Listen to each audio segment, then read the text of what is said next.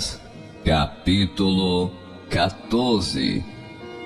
Num sábado, ao entrar Jesus na casa de um dos principais fariseus para tomar uma refeição, eles o estavam observando. E eis que diante dele se achava um homem hidrópico. Então Jesus, dirigindo-se aos intérpretes da lei e aos fariseus, perguntou: é ou não é lícito curar no sábado? Eles, porém, não disseram nada. Então Jesus pegou na mão daquele homem, curou e o mandou embora. A seguir, Jesus lhes perguntou: quem de vocês, se um filho ou boi cair num poço, não irá tirá-lo imediatamente, mesmo em dia de sábado? A isto nada puderam responder.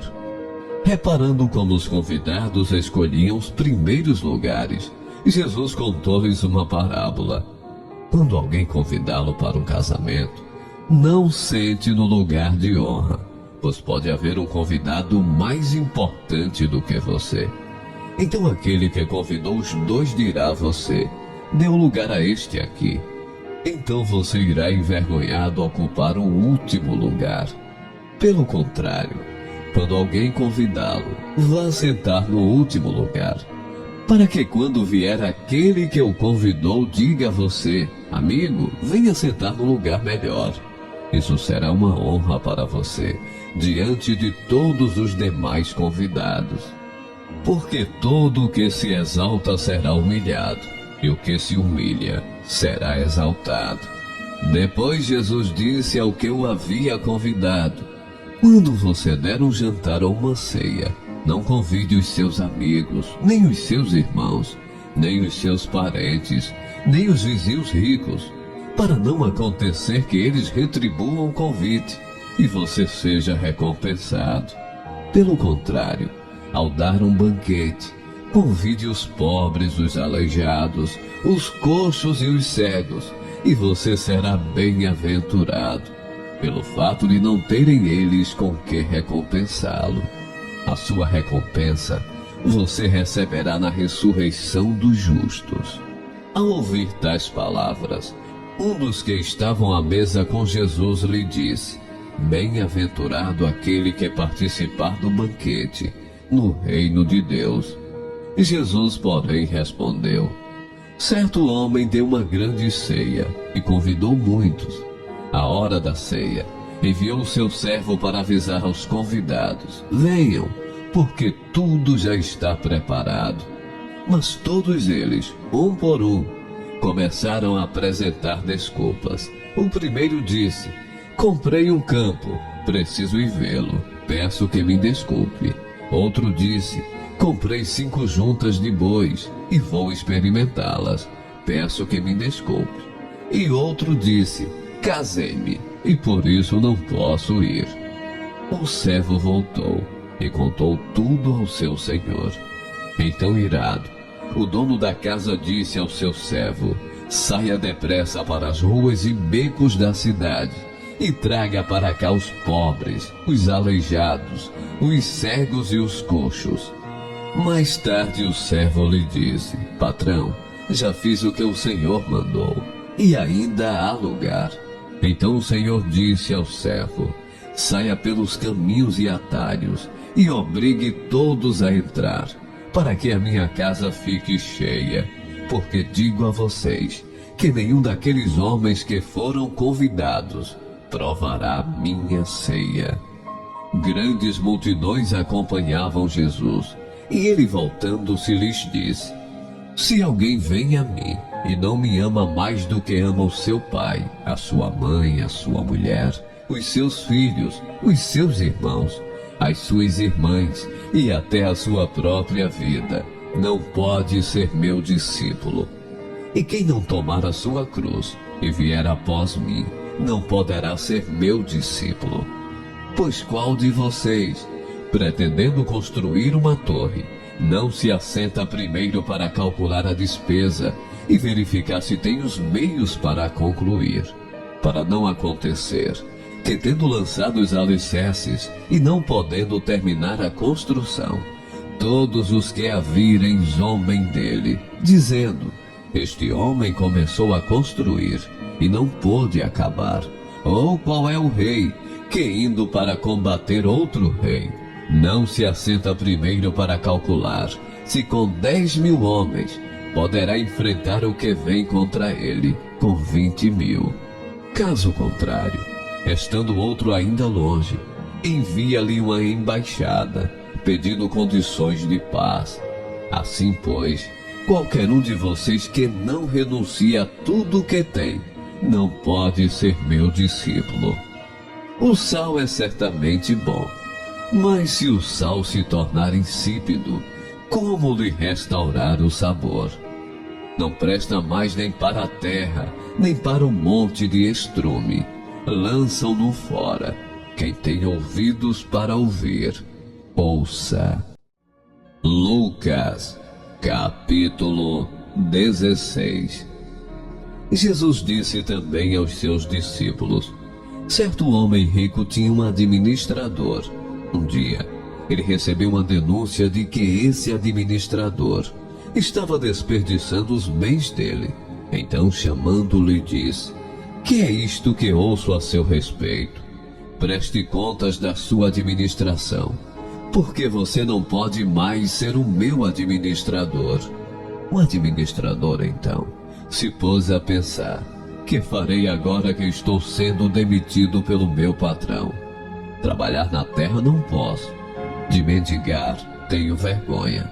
Já sei o que vou fazer, para que quando for demitido, as pessoas me recebam em suas casas. Tendo chamado cada um dos devedores do seu patrão, perguntou ao primeiro: quanto você deve ao meu patrão? Ele respondeu: 100 barris de azeite. Então o administrador disse: pegue a sua conta, sente-se depressa e escreva 50. Depois perguntou a outro: e você, quanto deve? Ele respondeu: 100 sacos de trigo. O administrador lhe disse: pegue a sua conta e escreva 80. E o patrão elogiou o administrador infiel por sua esperteza, porque os filhos do mundo são mais espertos na sua própria geração do que os filhos da luz. E eu recomendo a vocês: usem a riqueza injusta para fazer amigos, para que quando a riqueza faltar, vocês sejam recebidos nos tabernáculos eternos. Quem é fiel no pouco, também é fiel no muito. E quem é injusto no pouco, também é injusto no muito. Portanto, se vocês não forem fiéis na aplicação da riqueza injusta, quem lhes confiará a verdadeira riqueza? Se vocês não são fiéis na aplicação do que é dos outros, quem lhes dará o que é de vocês?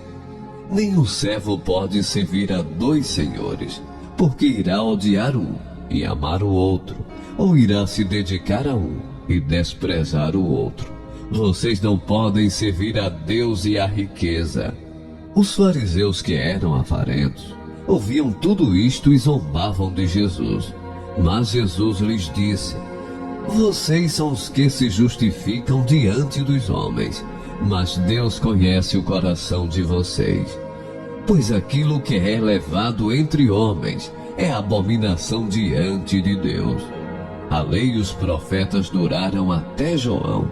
Desde esse tempo o evangelho do reino de Deus vem sendo anunciado, e todos se esforçam para entrar nele.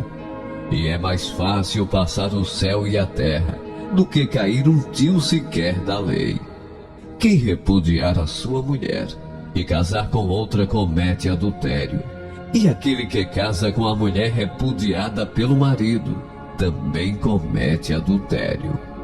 Ora, havia certo homem rico que se vestia de púrpura e de linho finíssimo, e que se alegrava todos os dias com grande ostentação. Havia também certo mendigo, chamado Lázaro, coberto de feridas, que ficava deitado à porta da casa do rico. Ele desejava alimentar-se das migalhas que caíam da mesa do rico, e até os cães vinham lamber-lhe as feridas. E aconteceu que o mendigo morreu, e foi levado pelos anjos para junto de Abraão. Morreu também o rico e foi sepultado no inferno, estando em tormentos. O rico levantou os olhos e viu ao longe Abraão e Lázaro junto dele. Então, gritando, disse: Pai Abraão, tenha misericórdia de mim e mande que Lázaro molhe a ponta do dedo em água e me refresque a língua, porque estou atormentado neste fogo. Mas Abraão disse: Filho, lembre-se de que você recebeu os seus bens durante a sua vida, enquanto Lázaro só teve males. Agora, porém, ele está consolado aqui, enquanto você está em tormentos. E além de tudo, há um grande abismo entre nós e vocês, de modo que os que querem passar daqui até vocês não podem, nem os de lá passar para cá. Então o rico disse: Pai, eu peço que mande Lázaro à minha casa paterna, porque tenho 5 irmãos, para que lhes dê testemunho, a fim de que não venham também para este lugar de tormento. Abraão respondeu: Eles têm Moisés e os profetas, ouçam-nos. Mas ele insistiu: Não, pai Abraão, se alguém dentre os mortos for até lá, eles irão se arrepender. Abraão, porém, lhe respondeu: Se não ouvem Moisés e os profetas, também não se deixarão convencer, mesmo que ressuscite alguém. Lucas, capítulo 19. Entrando em Jericó, Jesus atravessava a cidade. Eis que um homem rico chamado Zaqueu, chefe dos publicanos, procurava ver quem era Jesus, mas não podia, por causa da multidão, por ser ele de pequena estatura. Então, correndo adiante, subiu num sicômoro a fim de ver Jesus, porque ele havia de passar por ali. Quando Jesus chegou àquele lugar, olhando para cima, disse: Zaqueu, desça depressa, porque hoje preciso ficar na sua casa. Zaqueu desceu depressa e o recebeu com alegria. Todos os que viram isto murmuravam, dizendo que Jesus tinha se hospedado com um homem pecador. Zaqueu, por sua vez, se levantou e disse ao Senhor: Senhor, vou dar a metade dos meus bens aos pobres, e se roubei alguma coisa de alguém, vou restituir 4 vezes mais. Então Jesus lhe disse: Hoje houve salvação nesta casa, pois também este é filho de Abraão.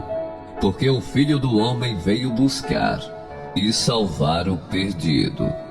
Ouvindo eles estas coisas, Jesus contou uma parábola, visto estar perto de Jerusalém, e lhes parecer que o reino de Deus havia de manifestar-se imediatamente. Por isso Jesus disse: Certo homem nobre partiu para uma terra distante, a fim de tomar posse de um reino e voltar. Chamou 10 dos seus servos, confiou-lhes 10 minas e disse-lhes: Negociem até que eu volte.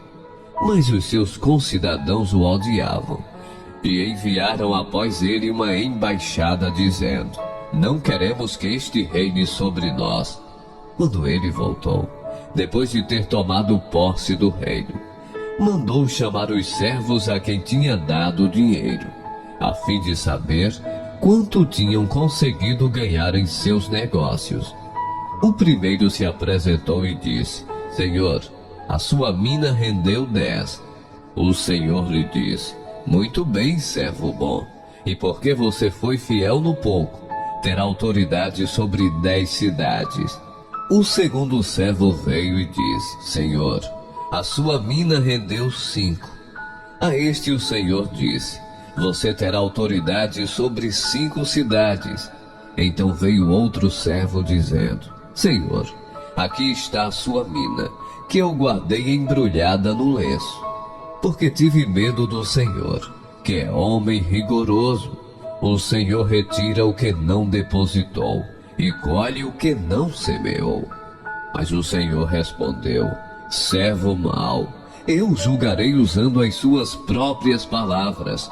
Você sabia que eu sou homem rigoroso, que retiro o que não depositei e colho o que não semeei. Porque você não pôs o meu dinheiro no banco, e então na minha vinda eu o receberia com juros. E disse aos que estavam ali: tirem dele a mina e deem ao que tem as 10. Eles ponderaram: Senhor, ele já tem 10.